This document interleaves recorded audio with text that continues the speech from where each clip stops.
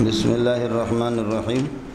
ما قبل میں فرمایا کہ ترجمۃ الباب گزرا ہے لیبلغ العلم الشاہد الغائب، کہ حاضرین جو میرے درس کو سن رہے ہیں، شاہدین اور حاضرین وہ غائبین تک بات پہنچائے، لیکن بات پہنچائیں، حدیث پہنچائیں، میرا علم پہنچا دیں، لیکن اس میں ضروری ہے کہ جھوٹ سے اجتناب کریں، جھوٹ نہ بولیں، جیسے کہ ہمارے صوفی حضرات جو ہے نا دبا کر کے جھوٹ بولتے ہیں۔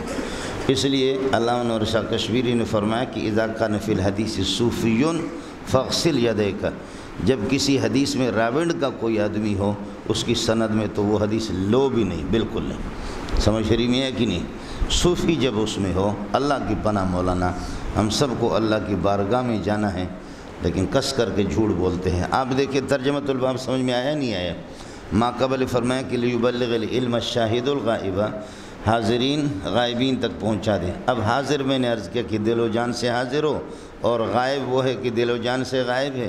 ایسا نہیں ہے کہ جسماً تو حاضر ہے اور یہ ہے کہ قلباً غیر حاضر ہے، وہ بھی غائب کے اندر داخل ہے۔ یہ کل آپ کے سامنے گزرا ہے۔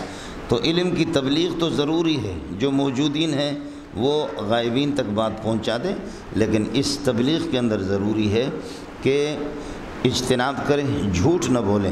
جو جھوٹ بولے گا مجھ پر تو اس کا ٹھکانہ جہنم ہے۔ یہ روایت آپ نے پڑھا ہے، مقدمے کے اندر بھی میں نے آپ سے عرض کیا تھا کہ یہ روایت متواتر ہے۔ من کذب علی متعمدا فلیتبوأ مقعدہ من النار، تقریباً 70 یہ ہے کہ اسانید سے اس کا ثبوت ہے، روایت متواتر ہے، لہذا جھوٹ بولنے کی اجازت نہیں ہے، جھوٹ حرام ہے۔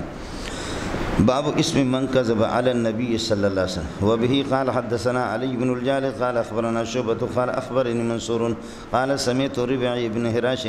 ربیع بن حراش کی یہ جو راوی ہے، اس کی صداقت مولانا اتنی مشہور تھی کہ کبھی بھی اس نے جھوٹ نہیں بولا۔ ہوا یہ کہ حجاج بن یوسف اس کے 2 بیٹوں کے پیچھے لگے، ان کے بیٹوں کو قتل کرنا اٹل فیصلہ کیا تھا، قطعی فیصلہ کیا کہ اس کے بیٹوں کو میں قتل کروں گا۔ چنانچہ ان کو اطلاع مل گئی کہ بیٹے آج اس کے گھر میں موجود ہیں، باہر نہیں ہے بلکہ گھر پہ۔ حجاج بن یوسف جب خود اس کے گھر پہ پہنچا تو کہنے لگے کہ کہا کہ آپ لوگ یہ کہتے ہیں کہ یہ جھوٹ بولتا ہے، یہ سچ بولتا ہے، جھوٹ کبھی نہیں بولتا، آج دیکھوں گا یہ کیا کرتا ہے۔ مجھے اطلاع ملی ہے کہ اس کے بچے وہ گھر کے اندر ہے، اب اگر یہ بولے گا کہ بچے موجود ہے تو بچے قتل کیے جائیں گے، لازمی طور پر اپنے صاحبزادوں کے لیے یہ مجبور ہو کر کے جھوٹ بولے گا۔ ربیع بن حراش ضرور جھوٹ بولے گا، ورنہ اس کے بچے قتل کیے جائیں گے۔ چنانچہ حجاج نے ان سے کہا کہ آپ کے بچے کہاں ہیں؟ جو باغی ہے میرے اور عبد الملک ابن مروان کے ہمارے باغی، وہ ہے کہاں؟ تو ربیع ابن حراش نے کہا گھر میں ہے۔ سبحان اللہ، کہنے لگے کہ گھر کے اندر موجود ہے۔ تو حجاج بن یوسف ایسا ذلیل ہو گیا، ایسا رسوا ہو گیا اس کی سچائی کو دیکھ کر، کہنے لگے کہ بخدا میں نے اٹل فیصلہ کیا تھا کہ ان کو میں قتل کر دوں گا، لیکن چونکہ میں نے حدیث میں یہ بھی سنا ہے کہ الصدق ینجی والکذب یہلک، سچائی نجات دیتی ہے، آپ کی سچائی نے ان کو بچایا، میری توبہ ہے میں قتل نہیں کرتا۔ یہ تو ہوتا ہے مولانا۔ قال سمعت ربیع بن حراش، ربیع بن حراش کو سنا یقول، وہ فرما رہے تھے سمعت علی رضی اللہ تعالیٰ عنہ، حضرت علی سے سنا یقول فرماتے قال النبی صلی اللہ علیہ وسلم لا تکذبوا علی، کہ جھوٹ نہ بولو مجھ پر، فإنہ من کذب علی، جو مجھ پر جھوٹ بولتا ہے فلیلج النار، وہ جہنم میں داخل ہو جائے گا۔ یہ صیغہ ہے امر غائب کا، فلیلج النار، بس چاہیے کہ وہ داخل ہو جائے جہنم کی آگ میں، لیکن یہاں یہ ہے امر ہے لیکن معنی میں خبر کے ہے۔ اور فإنہ من کذب علی، جو مجھ پر جھوٹ بولتا ہے فلیلج النار، یعنی فیلج النار، یلج النار، جہنم میں داخل ہو جائے گا۔ یہ اس میں اللہ آپ کا بھلا کرے خبر ہی کے معنی میں ہوگا۔ اب یہ جو مسئلہ ہے، صوفیہ نے ایک مسئلہ گھڑ لیا، انہوں نے کہا کہ اللہ ضرر کے لیے آتا ہے، مخالفت کے لیے آتا ہے۔ جو نبی پر جھوٹ بولتا ہے، دین پر جھوٹ بولتا ہے، خدا پہ جھوٹ بولتا ہے، جس میں دین کا نقصان ہو اور ضرر ہو، اور ہم جو جھوٹ بولتے ہیں وہ دین کے فائدے کے لیے، اللہ ضرر کے لیے آتا ہے، ہم دین کے فائدے۔ دوسرے الفاظ میں آپ اس مسئلے کی تعبیر اس طرح کر سکتے ہیں، وہ کہتے ہیں کہ ترغیب و ترہیب کے لیے ہم یہ ہے کہ یہ جھوٹ بولتے ہیں تاکہ لوگ دین کے قریب ہو جائیں۔ چنانچہ خلیل نحوی جو مشہور ہے، اس کے ایک شاگرد نے ہر صورت کے فضیلت میں ایسے فضائل کی روایتیں گھڑی، لوگوں نے کہا خدا کا خوف کرو، سورہ بقرہ کی یہ اتنے فضائل ہے، سورہ اللہ آپ کا بھلا کر یہ ہے کہ کیا ہے، فاتحہ کی یہ ہے، آل عمران کی یہ ہے، سورہ اخلاص کی یہ ہے۔ کچھ چیزیں تو حدیثوں میں ثابت ہے، اس کا تو کوئی انکار نہیں ہے، لیکن یہ ہے کہ زیادہ تر اس بات کو، اچھی بات ہے کہ بات سامنے آ گئی، اس بات کو یاد رکھ لو، فضائل سور سے متعلق جتنی روایتیں ہیں وہ سیاستہ سے ہٹ کر باہر کی کوئی روایت وہ 90% نہیں 99% جھوٹے، سیاستہ سے ہٹ کر کے باہر، یعنی 90% وہ روایتیں جھوٹی ہیں۔ یہ ایک الگ مسئلہ ہے کہ دارالعلوم والے دارالعلوم تو میرے زبان سے اس کو مٹا دینا، سمجھے؟ ہاں، یہ ایک الگ مسئلہ ہے کہ یہاں کے بہت سے اساتذہ نے کتابیں بھی لکھی ہے اور شان نزول پر اور فضائل پر لکھی ہے، پروردگار کو وہ خود ہی جواب دیں گے، لیکن یہ روایتیں جھوٹی ہوتی۔ تفاسیر میں مفسرین بالکل حدیث سے ناواقف ہے۔ علامہ انور شاہ کشمیری فرماتے ہیں، جیسے کہ امام رازی رحمۃ اللہ علیہ کے بارے میں، دیگر حضرات کے بارے میں، کہ یہ حدیث سے بالکل مفسرین تقریباً 2.5 لاکھ 3 لاکھ تفسیریں 700 زبانوں میں، یہ مفسرین 90% حدیث سے جاہل ہے، 90%۔ مشکل ہے کہ کوئی 5%، بلکہ حضرت نے فرمایا کہ سوائے ابن کثیر کے مفسرین سب حدیث کے ابجد کو بھی نہیں جانتے، سوائے ابن کثیر کے۔ اور ابن کثیر کے بارے میں حضرت اقدس نے فرمایا، علامہ انور شاہ کشمیری نے، اس میں بھی مجھے کلام ہے لیکن بہت کم ہی کلام ہے، بہت تھوڑا ہی کچھ مقامات پر، لیکن وہ آدمی محدث بھی ہے۔ اور البتہ ایک بات یہاں آپ سے عرض کروں، ابن کثیر کی جو تاریخ ہے البدایہ والنہایہ، اس کے لیے چند اصول ہیں، ان اصولوں کو جب تک آدمی نہ پڑھے اس تاریخ کا مطالعہ بھی نہ کرے۔ اس نے بھی طبری وغیرہ سے دیگر حضرات سے لی ہے، اس تاریخ کے اندر جھوٹ بہت آ گیا ہے، اس تاریخ میں بہت ہی جھوٹ آ گیا ہے، اور اس میں جیسے مخنف ابن قیس کی جو روایت ہے، دیگر حضرات ہیں، اس کی پوزیشن کیا ہے، تو کچھ اصول ہوتے ہیں، خیر یہ میرا کام نہیں ہے۔ عرض یہ کر رہا تھا کہ صوفیہ خلیل کے شاگرد کو کہا کہ یہ کیوں جھوٹ بولتے ہو؟ کہنے لگے کہ قرآن سے لوگوں کو قریب کر دیتا ہوں۔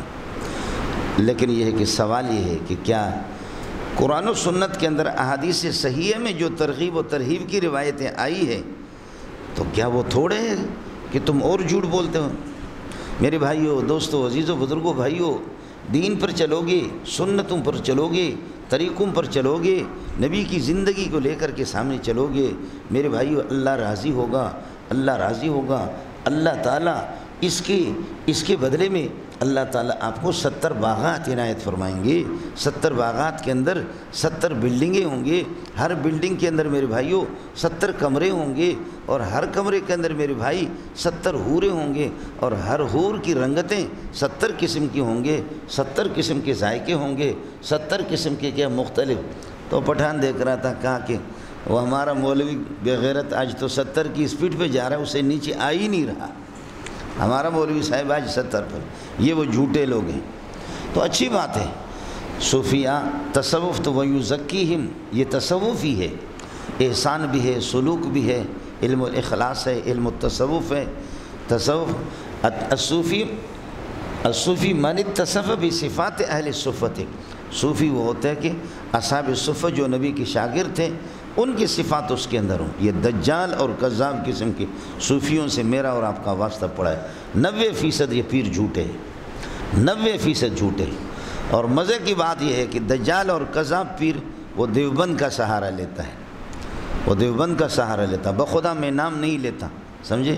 آپ کی یہ کوئی مولانا زکریا کا خلیفہ، کوئی کسی کا خلیفہ، مولانا زکریا جیسے عظیم محدث ان کو بدنام کرنا نہیں کوئی سند۔ جیسے کہ مولانا بنوری رحمۃ اللہ علیہ کے بارے میں فقیر انسان، بعض حضرات کہتے ہیں ہم تو مولانا بنوری کے علوم کے امین ہے، مولانا بنوری کی۔ تو ہمارے ایک ساتھی بتائے وہ مولانا بنوری کی شاگرد، کہنے لگا خدا کی قسم بنوری کی سبق میں یہ 5-6 دن اس کو نصیب ہوا ہے، آنا نہیں ہوا، جھوٹ بولتا ہے، سمجھے؟ کوئی استعداد بھی نہیں تھی، بنوری کے علوم کا امین آ گیا مولانا علامہ انور شاہ کشمیری کا۔ اس کا مولانا خیال کر لو۔ ترغیب و ترہیب کے لیے آپ جو گھڑ رہے ہیں اس کی ضرورت نہیں ہے۔ خود صحاح ستہ میں الحمدللہ جو روایتیں وہ ترغیب و ترہیب کے لیے کافی ہے، بہت ہی۔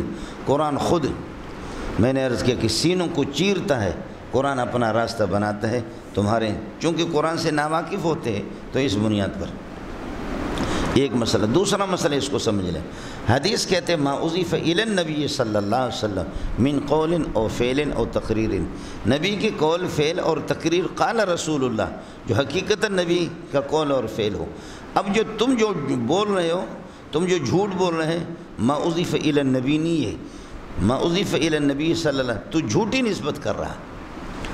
آپ بات نہیں سمجھ رہے، آپ جھوٹی نسبت کر رہے ہیں اور نبی کی طرف، اس لیے یہ قول اور فعل اور تقریر نبوی نہیں ہے، اور اضیف الی النبی صلی اللہ علیہ وسلم نہیں ہے، بلکہ اضیف الی ھذا الدجال القائل، یہ خود یہ اسی کی بات ہے۔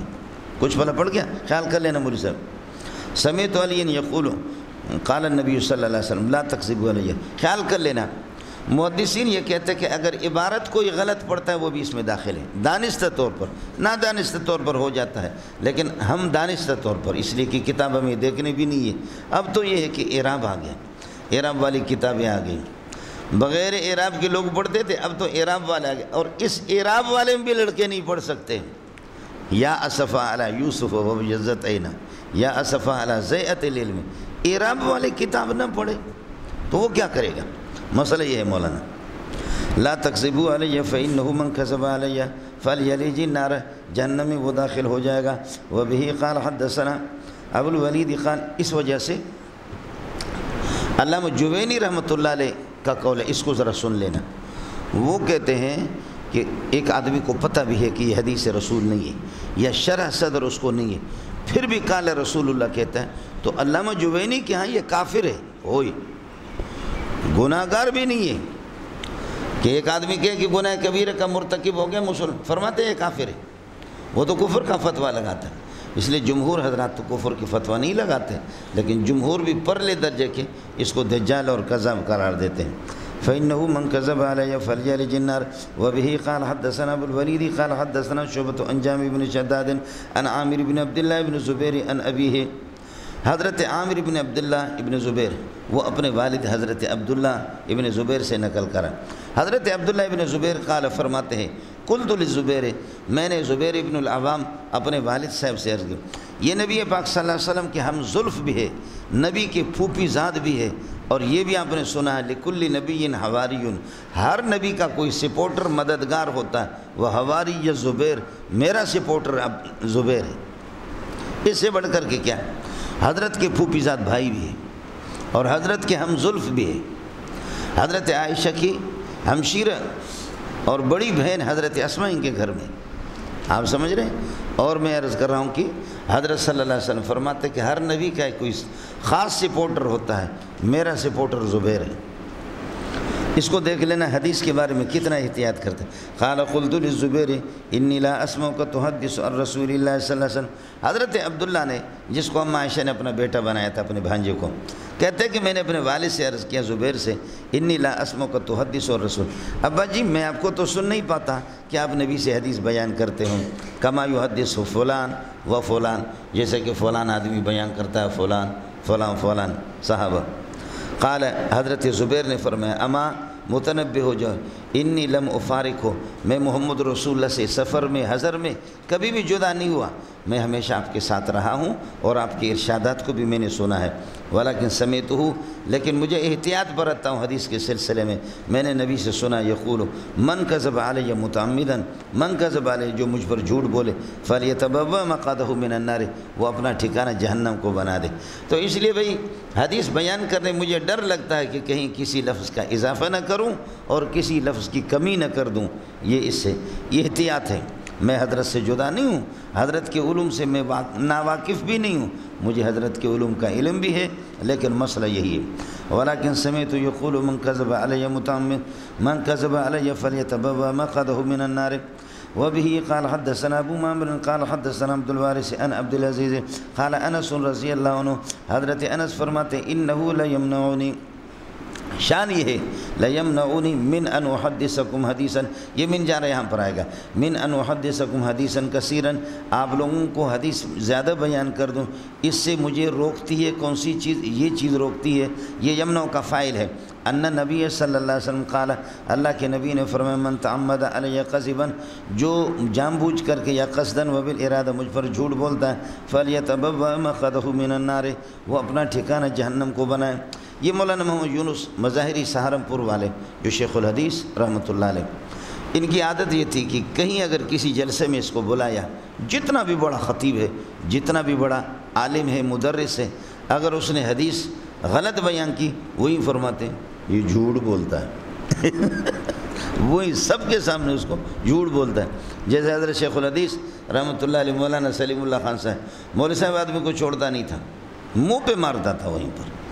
یہی ہے، ایک آدمی نے بوڑھا عالم، میں نام نہیں لیتا، کہا کہ رئیس المحدثین فلانا فلانا فلانا، اتنی تعریفیں کی، اتنی تعریفیں کی، اتنی تعریفیں کی، حضرت کا نام لیا کہ اسٹیج پہ تشریف لائیں گے، میں دعوت خطاب دیتا ہوں۔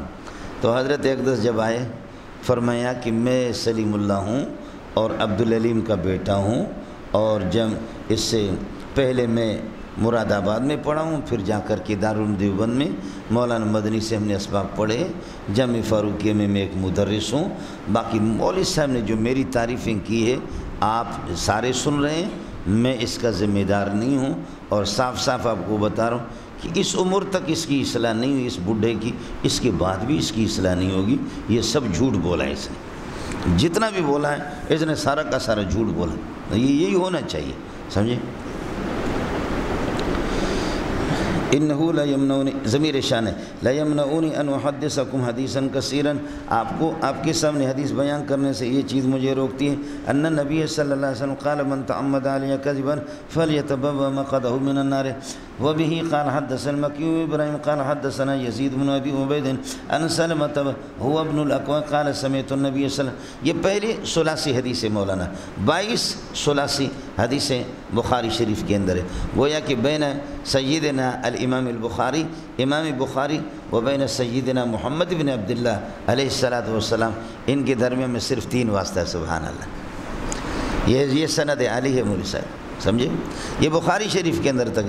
اور مزے کی بات یہ ہے کہ یہ مکی بن ابراہیم، یہ امام ابو حنیفہ رحمۃ اللہ علیہ کی شاگرد ہے، زیادہ تر روایتیں اسی سے مروی ہے سب کو، سبحان اللہ۔ اس لیے ہمارے مفتی عبدالقادر صاحب نے، مولانا عبدالقادر صاحب جو حضرت بیر شریف کے ہاں 25-26 سال مدرس رہے، اس نے کتاب لکھی لولا الامام ابو حنیفہ لما کان البخاری محدثا، اگر ابو حنیفہ نہ ہو تو بخاری کو کوئی حدیث ہی نہ، محدث بھی نہ مانے، امام بخاری کو کوئی محدث ہی نہ مانے، اس لیے کہ سب سے بخاری کو جو خوشی ہے امام بخاری کو، آپ اندازہ رکھیں کہ اس میں 22 ثلاثی روایتیں ہیں، ترمذی میں صرف 1 روایت ہے، باقی کتابوں کے اندر ہے ہی نہیں، ہمارے سیاست کے اندر ثلاثی ہے۔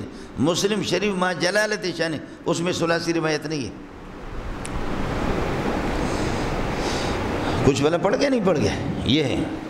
تو فرماتا ہے کہ تو حنفیہ کا ان پر کیا ہے، حنفیہ کا احسان ہے امام بخاری رحمۃ اللہ علیہ پر کہ یہ ثلاثی روایتیں روات ان کے حنفی ہے، خاص طور پر مکی بن ابراہیم کی عرض کرا، یہ روایت میں یہی زیادہ تھا۔ وبه قال حدثنا مکی بن ابراہیم قال حدثنا یزید بن ابی عبید ان سلمۃ، یہ سلمہ کون ہے؟ سلمۃ بن هو ابن الاکوع قال سمعت النبی صلی اللہ علیہ وسلم یقول، حضرت سے میں نے سنا، فرما رہا تھا من یقول علی ما لم اقل، جو کہہ دیتا ہے مجھ پر ایسی بات کہ ما لم اقل ہو، جس کو میں نے نہیں کہا ہے، فلیتبوأ مقعدہ من النار، وہ اپنا ٹھکانہ یہ ہے کہ جہنم میں بنا دے۔ اب آدمی جھوٹ میں حدیثیں بھی گڑھتا ہے، اور جھوٹ میں آدمی یہ بھی کہتا ہے کہ میں نے نبی کو خواب میں دیکھا ہے، دبا دبا کر کے۔ آپ کو اس رب کا واسطہ ہے، میرے پاس قرآن نہیں ہے، میں آپ لوگوں کو اس کا واسطہ دیتا، فقہا اس کی اجازت دیتے۔ آپ یہ 400-500 بندے بیٹھے، آپ قسم اٹھاؤ کہ ہمارے بزرگوں کے نبی کو خواب میں دیکھنے کے واقعات زیادہ ہے یا صحابہ کے زیادہ ہے؟ اس میں کون سی مشکل منطق کی بات ہے کہ جس میں آپ توقف فرما رہے؟ آپ کے بزرگوں نے نبی کو خواب میں زیادہ دیکھا ہے یا صحابہ نے؟ نہیں، آپ کے بزرگوں نے، صحابہ نے دیکھا تو دکھاؤ کہاں دیکھا ہے؟ میں صرف 3-4 واقعات جانتا ہوں صحابہ کے. سمجھ شریف میں کہ ہمارا ناقص مطالعہ ہے صرف 3-4 مقام، اور آپ کے کراچی کا مولوی ایک ہفتہ میں 7-8 مرتبہ نبی کو دیکھتا ہے. اور نبی پاک صلی اللہ علیہ وسلم کبھی وہ اللہ آپ کا بھلا کرے کورنگی تشریف لاتے، ایک بزرگ کا انتقال ہو گیا، کبھی وہ آتا وہ براہ راست نبی سے ملاقات بھی کرتا. یہ جنگ صفین اور جنگ جمل، یہ بڑی بڑی لڑائیاں ہوئی، صحابہ کے اختلافات آپس میں ہو گئے، دشمنوں نے لڑایا، اس امت پر وہ حالات آئے، لیکن صحابہ نے جا کر کے رسول پاک صلی اللہ علیہ وسلم سے مشورہ نہیں کیا. سمجھ شریف میں ہے کہ نہیں؟ اس سے مشورہ نہیں کیا کہ حضرت کیا کرے ان حالات میں جو امت تباہ ہو رہی ہے. آپ نے جو باغ لگایا اس میں کیا اس امت میں، صحابہ تو جا کر کے اس طرح انہوں نے یہ مراقبہ کر کے اور یہ مشورے لے کر کے یا خواب میں کوئی مسئلہ انہوں نے طے کیا. آپ بتائیں، اسد الغابہ ہے الاصابہ، اور اللہ کا بلا فی التمییز بین الصحابہ فی معرفت الصحابہ، اصابہ بھی ہے، اسد الغابہ بھی ہے، اور طبقات ابن سعد بھی ہے. کتابیں صحابہ پر بڑی بڑی کتابیں لکھی گئی ہیں، لیکن آپ ان کو اکٹھا کریں. اکٹھا کرنے کے بعد معلوم تمام صحابہ نے کتنے مرتبہ نبی کو خواب میں دیکھا ہے.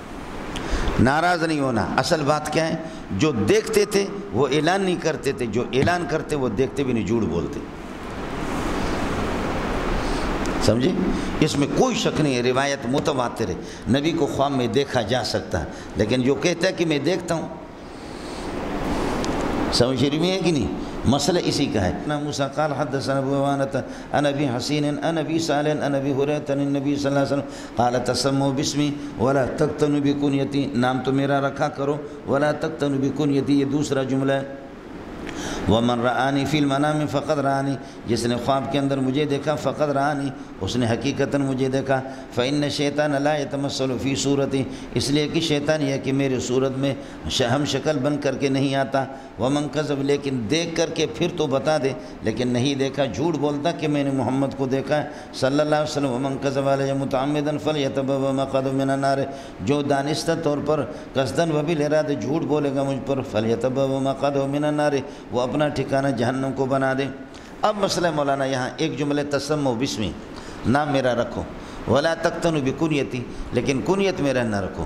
نام رکھنے کی اجازت حیات طیبہ میں دی. اس کی وجہ یہ ہے کہ چونکہ لوگ نام سے حضرت کو پکارتے بھی نہیں تھے، بڑے لوگوں کو نام سے پکارا نہیں جاتا بلکہ القاب سے پکارا جاتا ہے یا کنیت سے پکارا جاتا ہے. تو اس لیے آپ نے فرمایا لا تقتنوا بکنیتی، کنیت میرا نہ رکھو اپنی اولاد پر، اپنا کنیت نہ رکھو میرے، یعنی ابو القاسم، جیسے کہ حضرت صلی اللہ علیہ وسلم ابو القاسم، یہ کنیت نہ رکھو. باقی یہ ہے کہ نام میرا رکھو. اس کی وجہ یہ ہے کہ نام میں اشتباہ نہیں ہے، محمد کہہ کر کے پکارتے نہیں ہیں، برخلاف کنیت کے کہ مجھے لوگ ابو القاسم سے پکارتے. آپ نے اپنے بیٹے کا نام قاسم رکھا تو آپ بھی ابو القاسم ہو گئے، آپ نے بھی اپنے بیٹے کا نام قاسم رکھا، آپ بھی ابو القاسم ہو گئے. اب وہ حضرت صلی اللہ علیہ وسلم بازار میں ایک آدمی کہتا ہے ابو القاسم، یعنی یا ابو القاسم، حضرت ایسے متوجہ ہو گئے، کہنے لگے کہ میں آپ کو نہیں پکار رہا، میں تو فلاں کو وہ ابو القاسم. اس لیے فرمایا تسموا باسمی، نام تو میرا رکھو لیکن ولا تقتنوا بکنیتی. یہ جو تشویش میں آپ نے مجھے مبتلا کیا اس طریقے پر، یہ کس سے؟ یہ کنیت رکھنے کی اجازت ہوگی. آپ کو مسئلہ سمجھ میں آ گیا؟ یہ معلوم یہ ہو گیا کہ یہ جو لا تقتنوا بکنیتی کی جو نہیں ہے، یہ نہیں لغیر ہی ہے. اور ابو القاسم کنیت رکھنے کی، جو کنیت رکھنے سے منع کیا گیا، اس میں جو قباحت ہے اور جو ممانعت ہے، یہ قباحت لغیر ہی ہے. اور جو چیز کبھی لغیر ہی ہو وہ فی نفسی جائز ہوتا ہے. جو چیز کبھی لغیر ہی ہو وہ فی نفسی جائز ہوتا ہے، اس میں جواز کا پہلو نکلتا ہے. اس لیے حیات طیبہ تک ابو القاسم کی اجازت نہیں تھی. وبعد حیاتی صلی اللہ علیہ وسلم وبعد وصالی و فراقی، فراق کے بعد اب اجازت ہے. کس کو سمجھ میں آ گیا؟ جی جاندہ پتر. تسموا باسمی، نام رکھنے کی اس لیے اجازت ہے کہ نام سے پکارتے نہیں تھے. ولا تقتنوا بکنیتی. ومن رآنی فی المنام، جو خواب میں مجھے دیکھتا ہے فقد رآنی، اس نے مجھے گویا کہ دیکھا. جس نے خواب میں دیکھا فقد رأى الحق، اس نے حق دیکھا ہے. فقد رآنی، اس نے یہ کہ اللہ آپ کا بھلا کریے کہ مجھے دیکھا. تیسری روایت ہے فسیرانی فی الیقظۃ، جس نے خواب میں مجھے دیکھا ہے انشاءاللہ وہ بیداری میں بھی دیکھے گا، میری زیارت اس کو نصیب ہوگی، انشاءاللہ وہ مجھ پر ایمان بھی یہ ہے کہ لائے گا. یہاں مسئلہ مولانا من رآنی فی المنام، حضرت کو کوئی خواب میں کس طرح دیکھے؟ پہلی بات تو یہ ہے کہ میں نے آپ سے عرض کیا یہ روایتیں بھی تواتر کے درجے میں کہ حضرت کو خواب میں دیکھا جا سکتا ہے، لیکن کس حال میں؟ متقدمین کی دو رائے ہیں۔ ایک یہ ہے کہ آپ صلی اللہ علیہ وسلم کی حیات طیبہ میں زندگی کا جو آخری حلیہ تھا، آخری دنوں میں جو آپ بوڑھے ہو گئے تھے، جو حلیہ مبارک تھا اس حلیہ میں اگر کوئی دیکھتا ہے تو وہ تو ٹھیک ہے، باقی کسی بھی حلیہ میں اور کسی بھی شکل میں دیکھتا ہے وہ جھوٹ ہے۔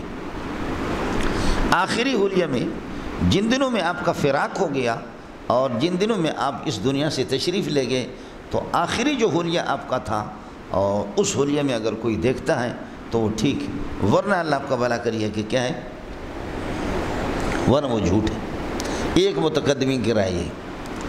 دوسری رائے یہ ہے متقدمین کی کہ حضرت کے کسی بھی زندگی کے حلیوں میں سے کسی بھی حلیے میں دیکھنا، آپ کی نوجوانی گزری ہے، آپ کی جوانی گزری ہے، آپ کی ادھیڑ عمر، سمجھیں نا ادھیڑ عمر جو یہ ان میں سے کسی بھی حالت میں نبی کے آپ کے مختلف حلیے اور زندگی کے مختلف مراحل تو ان میں سے کسی بھی حلیے میں دیکھے وہ ٹھیک ہے۔ اس سے ہٹ کر کے اگر کسی اور نامناسب حلیے میں دیکھتا ہے تو اللہ آپ کا بھلا کرے وہ ٹھیک نہیں۔ آپ کو مسئلہ سمجھ آ گیا؟ یہ متقدم کی۔ متاخرین فرماتے کہ کسی بھی حلیے میں نبی کو دیکھے اور قرائن ہوں اس بات کہ یہ محمد رسول اللہ صلی اللہ علیہ وسلم ہے، قرائن ہو تو پھر یہ ہے کہ بہرحال وہ چاہے آپ کا حلیہ ہو، یعنی احادیث میں شمائل میں خود بخود آپ کا حلیہ مقرر ہے، آپ پڑھیں گے شمائل ترمذی، قرائن اس بات کے موجود ہوں کہ محمد رسول اللہ ہے، اور اب وہ کسی نامناسب شکل میں بھی اگر دیکھتا ہے تو تب بھی دیکھ سکتا ہے۔ مثلا الیاذ باللہ حضرت کو داڑھی منڈے شکل میں دیکھنا، حضرت کو پتلون کی شکل میں دیکھنا کہ پینٹ شرٹ میں ہے، کچھ والا پڑ گیا، لیکن قرائن موجود ہو کہ محمد رسول اللہ صلی اللہ علیہ وسلم وہ دیکھ سکتا ہے۔ ہمارے اکابرین حضرت گنگوہی وغیرہ اسی کو ترجیح دیتے۔ اب سوال یہ ہے کہ ایک آدمی حضرت اقدس صلی اللہ علیہ وسلم کو نامناسب شکل میں دیکھتا ہے اور قرائن ہے اس کو بتایا جا رہا ہے کہ یہ رسول پاک صلی اللہ علیہ وسلم ہے، تو یہ نامناسب شکل میں کیوں دیکھتا؟ کچھ والا پڑ گیا؟ تو اس کا جواب یہ ہے کہ یہ رائی خواب میں دیکھنے والا یہ اس کے اپنے اعمال کی کمزوری ہے کہ حضرت اقدس صلی اللہ علیہ وسلم کو وہ اس کی صحیح شکل میں دیکھ نہیں رہا، اعمال کی کمزوری ہے، صفائی قلب حاصل نہیں ہے، تبھی تو نامناسب شکل میں دیکھ۔ اس کی مثال سمجھو، آئینہ جب ٹھیک ہے، آئینہ صاف ہے، شیشہ صاف ہے تو آپ دیکھیں گے کما حق ہو، آپ اس میں آئیں گے، اور اگر آئینے پہ گند لگا ہوا ہے، کہیں سے اللہ آپ کا بھلا کرے کالا داغ ہے، دوسری جگہ پر کالا داغ ہے، ایسے نشانات ہیں، تو آپ کا چہرہ بگڑا ہوا نظر آئے گا نہیں آئے گا؟ آپ کا چہرہ بگڑا ہوا نظر آئے گا نہیں آئے گا؟ بگڑا ہوا، حالانکہ آپ کا چہرہ بگڑا ہوا نہیں ہے لیکن بگڑا ہوا نظر آئے گا اس شیشے میں۔ شیشہ صاف ہوگا تو پورا، اس لیے فرماتے ہیں جن کا دل صاف ہے، جن کا دل صاف ہے اور صفائی قلبوں کو حاصل ہے وہ محمد کو اصلی شکل میں دیکھیں گے، اور جو کسی نامناسب شکل میں دیکھ رہا ہے اس کے دل کے اندر اب تک صفائی قلب نہیں ہے۔ یہ آئینہ میں اچھی صورت یہ ہے کہ نامناسب صورت یہ ہے کہ نامناسب شکل میں اس کو نظر آ رہی ہے، یہ اس کے اعمال کی کمزوری ہے۔ اللہ کے بندوں کچھ پہلے پڑھا نہیں پڑھا؟ ایک آدمی نے آ کر کے حضرت شیخ عبدالحق محدث دہلوی رحمۃ اللہ علیہ سے کہا کہ میں نے نبی پاک صلی اللہ علیہ وسلم کو دیکھا ہے خواب میں۔ حضرت صلی اللہ علیہ وسلم فرماتے اشرب الخمر، پیا کرو شراب، اشرب الخمر، پی لو شراب۔ آئے مسئلہ سمجھ؟ حضرت جی نے شیخ عبدالحق محدث دہلوی رحمۃ اللہ نے فرمایا کہ تجھے اس خدا کا واسطہ ہے، تو بتا تو شراب پیتا نہیں پیتا، خود تیری عادت کیا ہے؟ کہنے لگے جی شراب پیتا۔ فرمایا کہ یہ نبی کا قول نہیں ہے، یہ آپ کی قوت متخیلہ میں شراب سے آپ کو محبت ہے، اس کو چڑھا چڑھا کر کے اللہ آپ کا بھلا کریے کہ کیا ہے آپ کے دماغ کے اندر یہ نبی کو آپ نے دیکھا تو ٹھیک دیکھا ہے، لیکن یہ کہ اشرب الخمر ہے، یہ آپ کو شراب سے جو محبت ہے، شراب آپ کی عادت ہے، اس کو گھماتے پھراتے آپ کی قوت متخیلہ کے اندر یہ چیز آ گئی ہے، اسی کو آپ یہ ہے کہ وہ کر رہے ہیں۔ نبی نے یہ بات نہیں کہی ہے۔ یہ تو بیداری میں بھی ہوتا کہ میں سبق پڑھاتا ہوں، میری بات بھی آپ نہیں سمجھتے، تو خواب کے تو بعض اجزاء آدمی کو بھول جاتے ہیں، بعض یاد رہتے ہیں، بہت کم خواب، تو خواب میں بھی الٹ، بیداری میں جب سبق کا الٹ ہو جاتا ہے تو خواب میں تو بدرے کا والا ہی الٹ ہوگا۔ آپ لوگ اردو سمجھتے نہیں سمجھتے؟ بیداری میں تم لوگ سبق الٹا نہیں کرتے ہو، تو خواب والا تو اور خواب کو بھول جاتا ہے۔ تو اس لیے فرمایا کہ یہ آپ کی قوت متخیل۔ مجھے یہ بتاؤ کہ آپ کو بھیڑیا نظر میں آیا، بھیڑیا آپ کو نظر آیا ہے؟ خواب میں آپ بھیڑیا کو آپ نے دیکھا ہے؟ وہ ایک بھیڑیا پیچھے سے کر اچھی بات ہے، اس نے دیکھا ہے، سمجھے؟ بہت کم آپ خواب میں، لیکن بکری کی قوت متخیلہ میں، قوت خیالیہ کے اندر بھیڑیے کی تصویر ہوتی ہے، بھیڑیا، تو اس لیے جیسے اس کی آنکھیں لگ جاتے ہیں، اچانک اس کی آنکھیں کھلتی ہے، تو یہ وہی ہے کہ اس کی قوت خیالیہ میں بھیڑیا، وہ نیند میں چلی گئی اور بھیڑیا اس کو نہ کہ تو اچانک چیخ مارتی ہے۔ ہم تو بکریوں والے، آپ کو پتہ ہے کیا، یہی حال ہوتا ہے۔ ایک بندہ ہے جو کروڑ پتی ارب پتی ہے، میرے پاس آگے کہنے لگے کہ ایک بندہ ہے جو رسول پاک صلی اللہ علیہ وسلم کو خواب میں دیکھتا ہے، خواب میں دیکھ کر کے حضرت کے سامنے جاتا ہے، حضرت رخ موڑتا ہے بڑا حسین چہرہ اس کا، پھر واپس اس کے سامنے جاتا ہے، پھر وہ چہرہ موڑتا ہے۔ قسم خدا کے اس بندے نے، وہ بندہ پریشان ہے بہت، وہ بندہ بہت پریشان ہے کہ حضرت مجھ سے گفتگو نہیں فرماتے، آمنے سامنے روبرو کیوں نہیں ہوتے؟ میں نے کہا کہ لگتا ہے کہ یہ بندہ درود زیادہ پڑھتا ہے، درود کے اپنے برکات ہیں، درود زیادہ پڑھتا ہے، اس لیے حضرت کو خواب میں دیکھتا ہے، لیکن حضرت اس کے آمنے سامنے نہیں ہوتا، تو یا یہ غیبت کا بڑا عادی ہے، غیبتیں کرتا ہے، یا شرابی ہے، شراب پیتا ہے۔ اس بدبودار منہ کے سامنے نبی بھی اپنا منہ مبارک نہیں کرتا، اس کے آمنے سامنے۔ بخدا مولانا رونے لگے، کہنے لگے مولانا آپ گواہ ہو، میں نے شراب کو چھوڑ دیا، وہ میں ہوں، میں خود۔ میں نے ویسے فرضی مسئلہ بیان کیا تھا، لیکن یہ کہ میں خود ہوں، اور واقعتاً میرے اندر یہ عیب ہے کہ، اور میں جانتا ہوں واقعتاً وہ تہجد بھی پڑھتا ہے اور یہ کہ درود بھی خوب پڑھتا ہے، لیکن یہ بھی ایک لعنت، اتنی بڑی لعنت کی شراب۔ کہنے لگے اب گواہ ہو جاؤ کہ کیسے آپ نے گرفت کی میری، اس کے بعد یہ ہے کہ میں انشاءاللہ اس طرح نہیں کروں۔ خواب میں نبی اگر آ جائے، کوئی ایسی بات کرے جو قرآن و سنت کے مطابق ہے تو سبحان اللہ، وہ تو قرآن و سنت سے پہلے سے ثابت ہے، اور اگر کوئی ایسی بات خواب میں آ کر کے آپ کو حکم دیتا کہ یہ کرو اور قرآن و سنت کے وہ خلاف ہے، اس کا محدثین کے ہاں کوئی اعتبار نہیں۔ اس طرح اگر دروازہ کھل جائے تو شریعت کی چھٹی ہو جائے۔ بہرحال متقدمین کی دو رائے بتا دی اور متاخرین کی بھی آپ کو بتا دی۔ اگر نامناسب شکل میں دیکھتا ہے تو رائی کا قصور ہے، اس کے اعمال کا قصور ہے، صفائی قلب اس کو حاصل نہیں ہے۔ فإن الشیطان لا يتمثل فی صورتی، باقی شیطان نبی کی شکل بنا کر کے آپ کو دھوکہ نہیں دے سکتا، البتہ اللہ کی شکل بنا کر کے دھوکہ دے سکتا ہے۔ نبی کی شکل بنا کر کے آپ کو دھوکہ نہیں دے سکتا، اللہ کی شکل بنا کر کے۔ اس کی وجہ یہ ہے کہ مولانا اس دنیا کے اندر، کائنات کے اندر جو کچھ بھی ہے یہ صفات باری تعالیٰ کے مظاہر ہے، سمجھ رہی میں ہے کہ نہیں؟ غمی ہے، خوشی ہے، سمجھے؟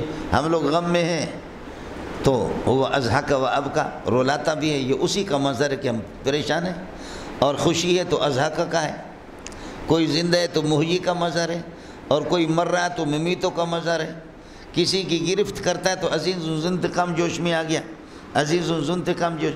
یہ جتنے بھی ہیں باری تعالیٰ کی صفات، جیسے کہ خود فاعل مختار ہے تو صفات بھی اسی طرح ہے۔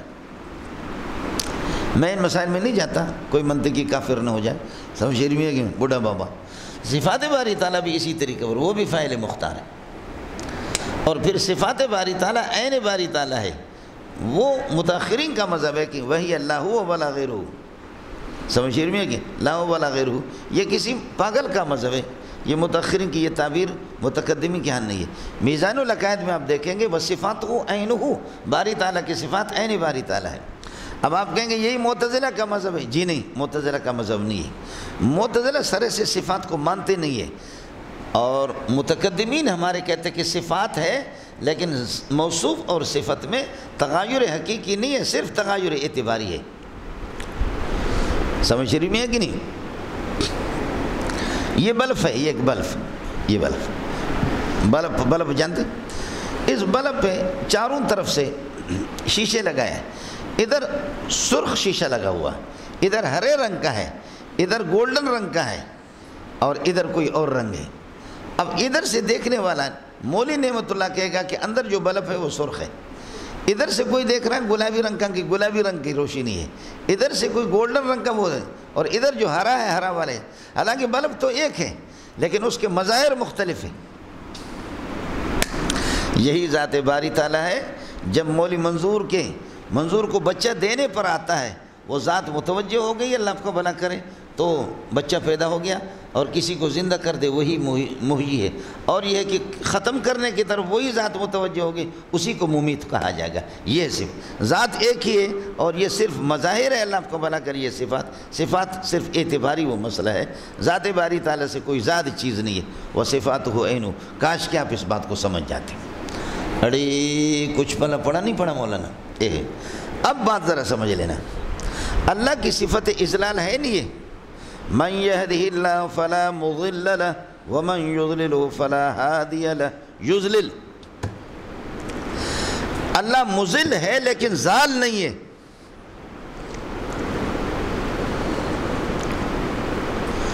بولو، اللہ مضل تو ہے لیکن ضال نہیں ہے۔ آپ بات سمجھ رہے نہیں سمجھ رہے؟ اور اب آپ یہ بتاؤ کہ محمد رسول اللہ کی صفات میں کوئی مضل ہے؟ سمجھے؟ اللہ کی صفات میں ہادی بھی ہے، محمد رسول اللہ کی صفات میں بھی ہادی، تو محمد رسول اللہ کی کسی صفت، ضلالت آپ کی صفت تو ہے ہی نہیں، اضلال آپ کی صفات میں سے کوئی نہیں ہے۔ شیطان خالص ضال مضل ہے، کتے کا بچہ۔ اب شیطان جو ہے نا وہ محمد رسول اللہ کی صفت ہدایت تو ضال اور مضل ہدایت کی شکل نہیں بنا سکتا، برخلاف اللہ تعالیٰ کی صفات اللہ کی شکل میں آ سکتا ہے، دھوکہ دے سکتا ہے آپ کو۔ وہ اس طرح کہ اللہ کی صفات میں سے مضل بھی ہے، اس مضل کا مظہر بن کر کے کتا آپ کو دھوکہ دے سکتا ہے۔ کاش کہ آپ کو مسئلہ سمجھ میں آ جائے۔ اس لیے کہ یہ پوری دنیا جو چل رہی ہے، یہ دنیا، یہ سارے کے سارے، یہ نتائج ہے، یہ مسببات ہے، یہ آثار ہے، یہ مفعولات ہے، یہ انفعالیات ہے۔ صفات باری تعالیٰ فاعل ہے، اور اللہ کا فاعل مختار ہے۔ ان کے ہاں فاعل مضطر ہے، میں فاعل مختار کہتا ہوں۔ یہ جو کافر بیٹھا ہوا پیچھے، یہ چلاس ملاس کے یہ جو منطقی بیٹھے ہوئے نا، کہتے باری فاعل مضطر ہے لیکن حاضل استدرار لا یوجب الا الکمال، یہ استدرار کمال کو ثابت کرتا ہے۔ میں اس طرف جانا نہیں چاہتا، خواہ مسئلہ خراب ہو جائے گا۔ ملنگو کچھ پلا پڑا نہیں، کس کو پلا پڑا؟ اس لیے یہ کر سکتا ہے مرسل، وہ صفت اذلال کا مظہر بن کر کے خبیث، وہ آپ کو دھوکہ دے سکتا ہے۔